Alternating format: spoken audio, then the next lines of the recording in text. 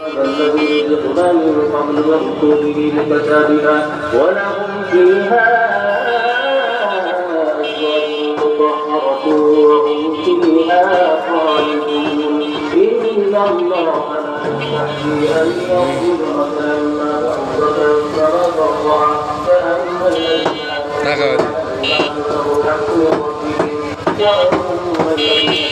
ويقولون ماذا أراد الله بهذا مثلا يضل به كثيرا ويهدي به كثيرا وما يضل به إلا الفاسقين الذين ينقضون عهد الله من بعد ميثاقه ويقطعون ما أمر الله به أن يوصل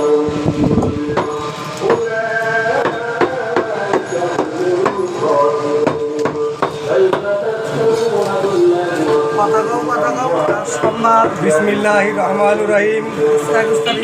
আজকে 21 তারিখ সোমবার এরশাদনগর 2 নং ছোট বাজারে নাসিমা পাগলির উদ্যোগে হযরত শাহ সুলাইমান ল্যাংটা বাবার পবিত্র 40 উরুস শরীফ উদযাপন হচ্ছে। আজ রাতে 2 নং ছোট বাজারে গান পরিবেশন হবে। আমাদের আজকের অনুষ্ঠানে গান পরিবেশন করবে ঢাকা ও গাজীপুরের স্বনামধন্য বাউল শিল্পীরা। উক্ত রোজ মাহফিলে আপনারা সকলে আমন্ত্রিত।